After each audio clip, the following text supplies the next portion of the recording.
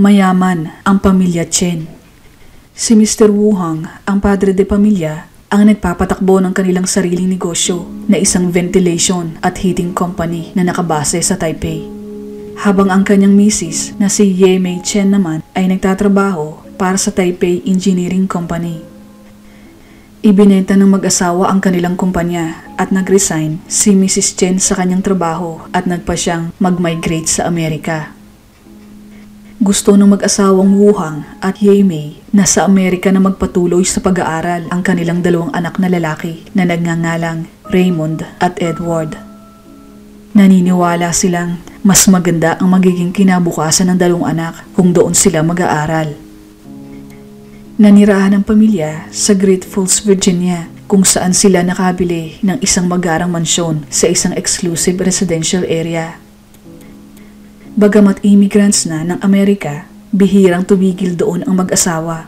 Madalas ay nasa Taiwan si Mr. and Mrs. Chen at naiiwan lang sa state ang kanilang mga anak para mag-aral.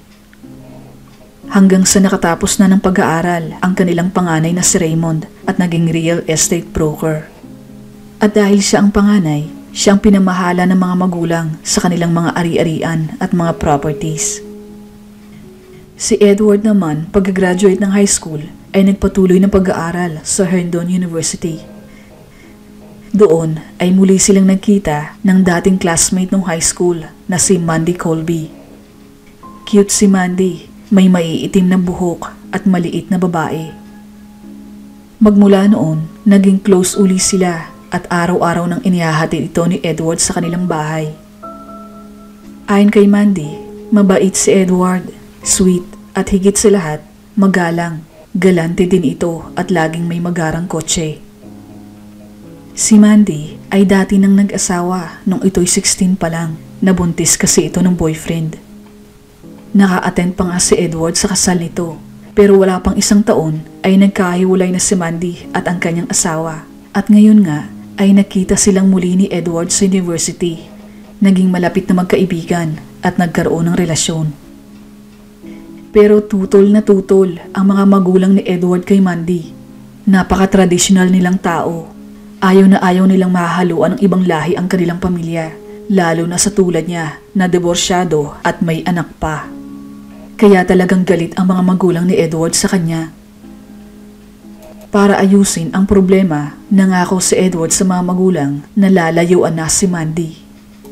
Pero hindi ito ang totoo. Sa halip, nagrenta ito ng bahay na hindi nalalaman ng mag-asawang Chen at lihim na nag-live-in sila ni Mandy.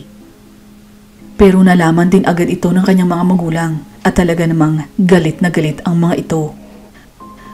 Pati ang kapatid nitong si Raymond ay tutol din sa kanilang relasyon. Sumulat pa nga ito kay Mandy at sinabing, "Hindi porket kumakain ka ng Chinese food at marunong ka ng sumipa ay pwede ka na. Hindi mo maiintindihan ang kultura namin. Alam ko, swerte ka sa kapatid ko. Pero gusto kong malaman mo na pinag-aral namin siya sa magandang paaralan para makatagpo at makapangasawa ng babaeng pwedeng ipagmalaki. Bigong-bigo ang mga magulang namin ng dahil sa inyo. Pagsisisihan yung dalawa ang ginawa nyo." Hanggang isang araw noong April 1995, matapos silang mabisto, nagpaalam si Edward kay Mandy na may pupuntahang job interview pero hindi na ito nakauwi ng gabing yun. Pagkaraan ng isang linggo, nakatanggap siya ng tawag mula kay Edward. Ayon dito, nasa Taiwan siya at nagpabunot ng kanyang wisdom teeth. Nagpadala pa nga ito sa kanya ng pera. Napaisip si Mandy.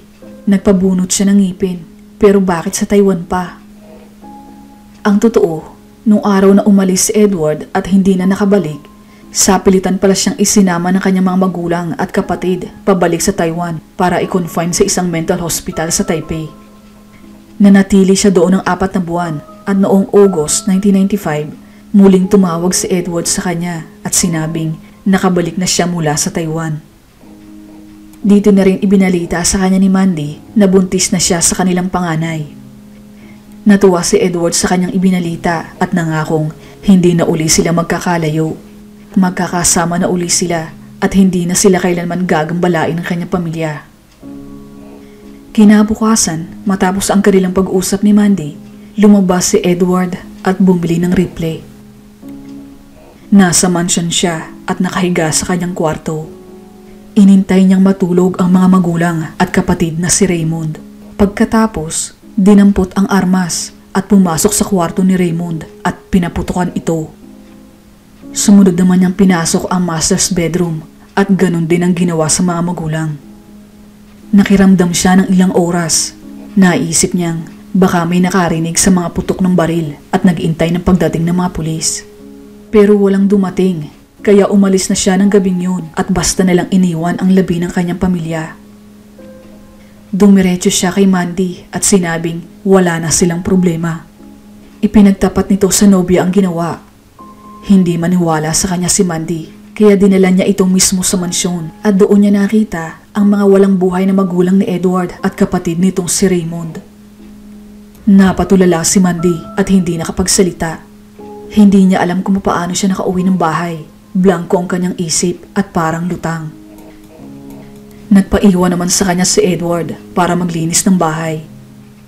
Ibinaon niya ang labi ng mga magulang at kapatid sa sahig sa loob ng bahay at tinapos ang mga pagliligpit. Magmula noon, regular nang pumupunta si Edward sa mansyon para maglinis at panatilihing maayos ang kanilang garden. Dahil kung mapapabayaan ito, baka maalarma ang mga kapitbahay nila at isipin na may hindi magandang nangyari sa mga taong nakatira at ipa-welfare check ito. Ipinaalam din niya sa mga kalapitbahay na nasa Taiwan ang kanyang mga magulang. Dahil alam naman ng mga ito na talagang nasa Taiwan madalas si Mr. and Mrs. Chen, hindi sila nagduda na may masamang nangyari sa mag-asawa. At para naman maitago ang ginawa sa mga kamag-anak nila sa Taiwan, tumawag si Edward sa kanila at ibinalitang namatay na ang kanyang mga magulang at kapatid sa isang car accident sa Amerika. Ito na rin ang naging simula ng pamimeka ni Edward ng ilang dokumento, kabilang na ang paggamit sa identity ng kapatid na si Raymond. Si Raymond kasi ang may power of attorney para mag-manage ng kanilang mga ari-arian. Siya lahat ang nakakaalam ng mga pagbabayad ng bills ng kanilang pamilya. Ngayong wala na ang kapatid, siya na ang gagawa ng mga ito sa ilalim ng pangalan ni Raymond. Matagumpay niyang nagawa ang lahat ng ito at naibenta pa ang ilan sa mga properties. Pagkatapos, nagpakasal na sila ni Mandy. Ipinanganak nito ang kanilang panganay ni babae nung taong din yun. Nagpatuloy sa kanyang buhay si Edward kasama ang kanyang munting pamilya at kinalimutan ang mga pangit na nangyari. Pero noong sumapit ang taong 1999, 4 na taon matapos ang pagpaslang, isang tubo sa mansyon ang nabutas, bumaha sa buong kabahayan. Hindi ngayon malaman ni Edward ang kanyang gagawin. Kinailangan niyang bungkalin ang sahig kung saan nakabaon ang mga labi ng kanyang pamilya. Naisipan niyang kontakin ang isang kaibigan na nagngangalang Michael Reese at nagpatulong dito na i-dispatcha ang mga labi. Inalok niya ito ng $100,000 at isang kotse. Pumayag ito at magkatulong nilang itinapon ang mga labi sa Chesapeake Bay. Ibinenta ni Edward ang mansyon at nagpatuloy sa kanyang buhay. Pero ganun pa man, hindi niya tuluyang natakasan ang mga kasamaang ginawa sa kanyang pamilya. Parati itong nasa kanyang isip at naging maiinitin pa ang ulo.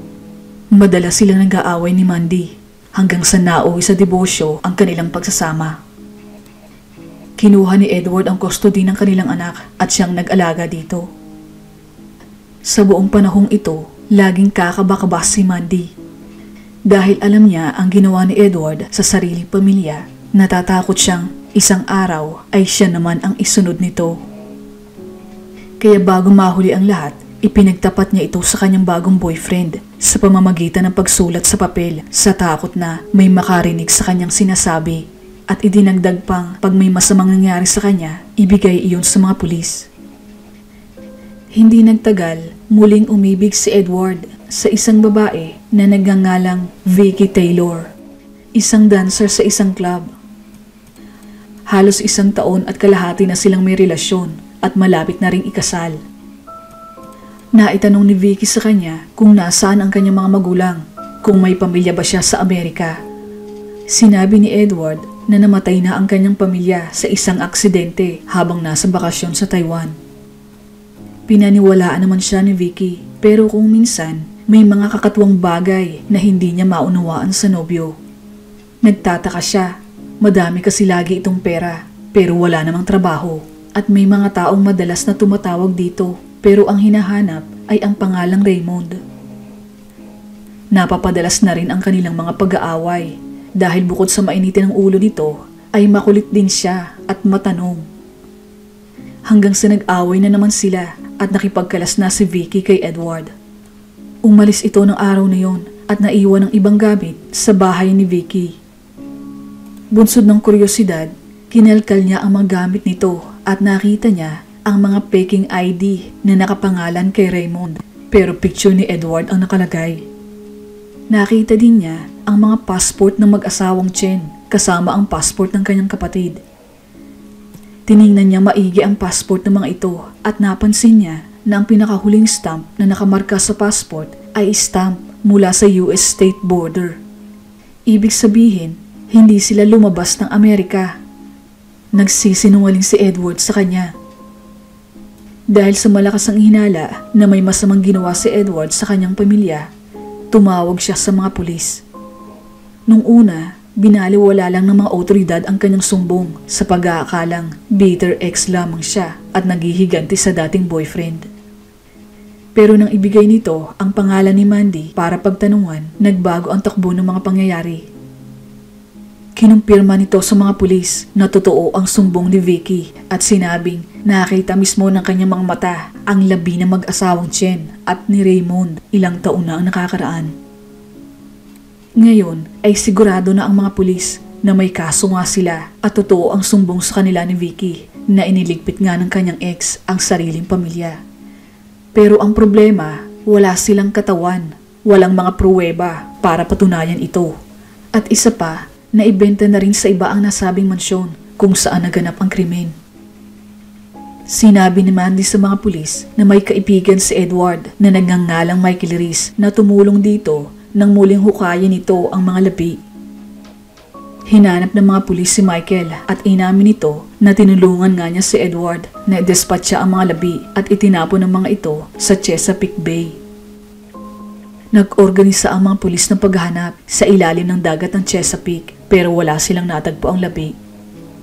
Nang makakuha ng warrant, naghalughog sila sa dating mansyon ng mga Chen at doon ay nakarecover sila ng mga mantsa ng dugo sa ilalim ng sahig.